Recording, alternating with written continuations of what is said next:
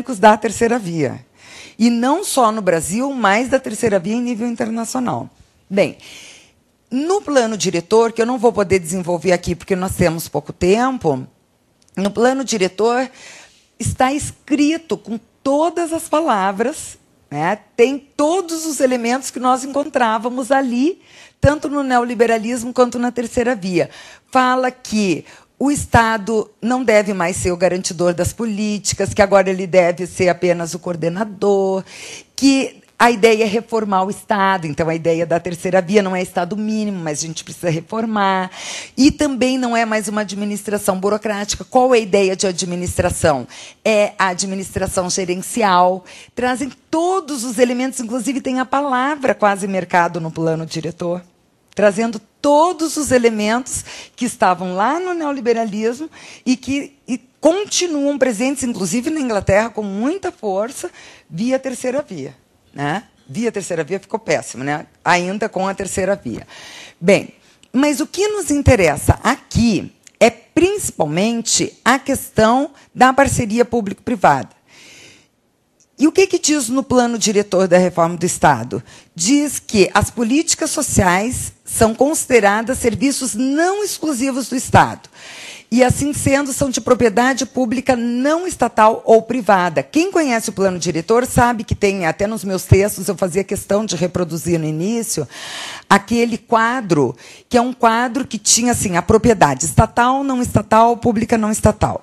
E aí, algumas coisas iam para a propriedade privada e algumas coisas ficavam no chamado público não estatal. Por que público não estatal? E aí, essa é uma denominação muito nova para nós.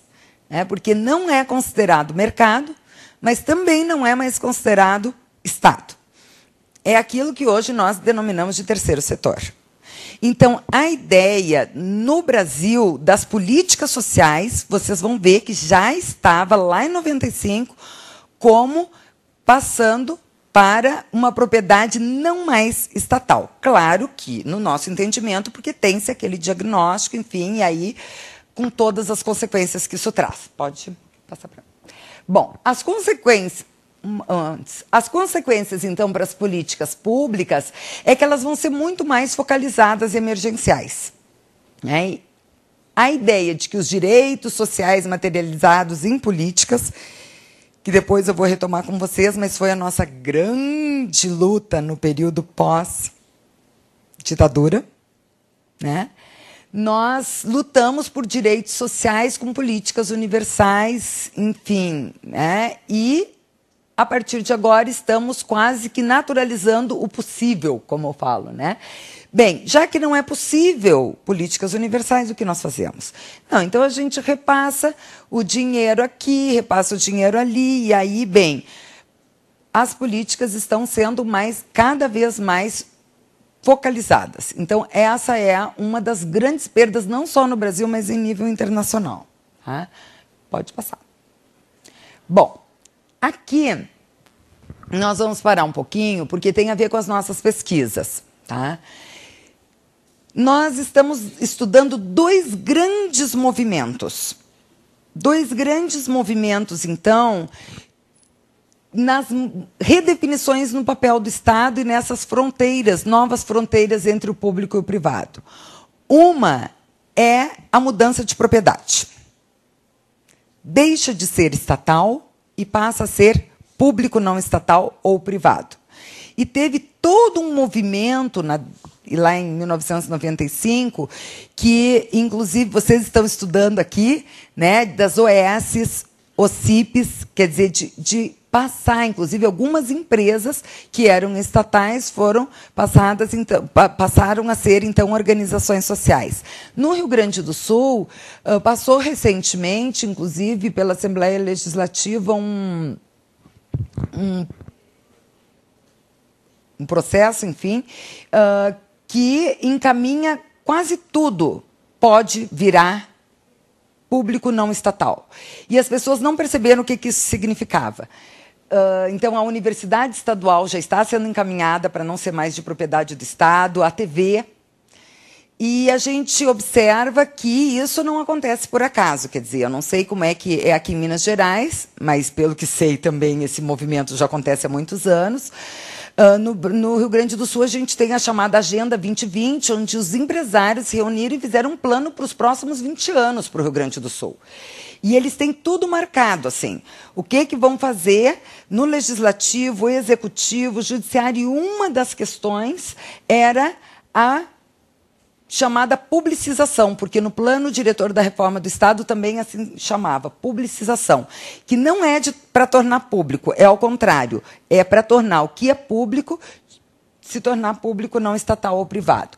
Nós fizemos uma pesquisa analisando isso na educação, que foi um movimento muito silencioso e continua sendo, que é o plano diretor da reforma do o programa Dinheiro Direto na Escola.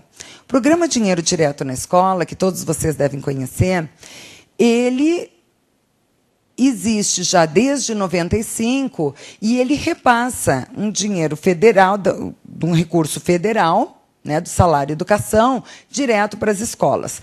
Só que no pós-plano diretor da reforma do Estado, teve uma modificação que, no nosso entendimento, ela não ocorreu por acaso, que foi a obrigatoriedade de todas as escolas, para receberem os recursos, teriam que ter um CNPJ. E isso quer dizer que elas teriam que se tornar de direito privado. Nós fizemos uma pesquisa nacional nas 5 regiões brasileiras para ver como é que isso aconteceu. Em alguns lugares que já tinha uma caminhada maior de gestão democrática, não quiseram ressuscitar. Eu não sei se aqui chama de APM, alguns chamam de CPM, no Rio Grande do Sul chama de APM, em São Paulo CPM. Alguns tiveram que ressuscitar a APM, mesmo no momento de muita efervescência do Conselho Escolar, mas para que a APM pudesse receber esse dinheiro. E a gente fez todo um movimento do que significava um dinheiro que era público, é público, tem que vir para uma entidade ou paralela à escola para receber esse recurso, para repassar para a escola esse recurso. Em alguns lugares, como em Porto Alegre, se recusou a ressuscitar as APMs e transformou o Conselho Escolar com CNPJ, sem perceber que transformou, assim, o Conselho Escolar num ente jurídico de direito privado. Esse movimento não permaneceu, quer dizer, pelo menos por enquanto, não temos no nosso entendimento, uma segunda fase desse movimento, que era o que a gente observava naquele momento, porque como era um movimento silencioso, que em todo o Brasil a gente perguntava, e ninguém nas escolas estava preocupado de ter ficado com CNPJ privado, nem sabia o que isso significava, né? E, ao mesmo tempo, o que significou para a gestão democrática, o que significou... de repente, foi bom, né? Ressuscitei o Rio Grande do Sul aqui. De alguma forma, em parte, as tarefas administrativas ou financeiras ficarem com aquela entidade que tinha o CNPJ e as tarefas pedagógicas e tal, ficar com o Conselho Escolar. Bem, nós fizemos uma pesquisa longa sobre isso e eu não vou ter tempo de falar mais sobre isso, mas o INEP publicou essa pesquisa. Então, se vocês entrarem na página do INEP, ali onde diz publicações, ou eles mandam ou vocês podem baixar, né? Tem o relatório da pesquisa, inclusive com todos os estudos de caso no Brasil inteiro, sobre esse programa Dinheiro Direto na Escola. Então, foi um primeiro movimento que eu percebi ainda quando estava fazendo a tese. Por quê?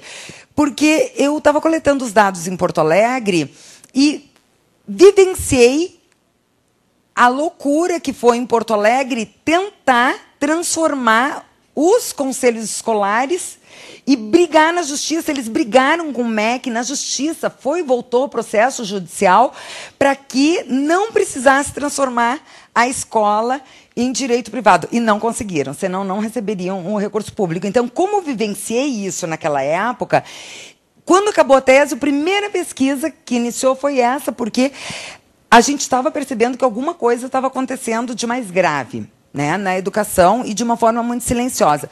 Por um outro lado, como fiz Porto Alegre e Campo Grande, que na época eu ainda estava no Mato Grosso do Sul, fui professora há muitos anos lá na UFMS, o que nós verificávamos no Rio Grande do Sul, no Mato Grosso do Sul?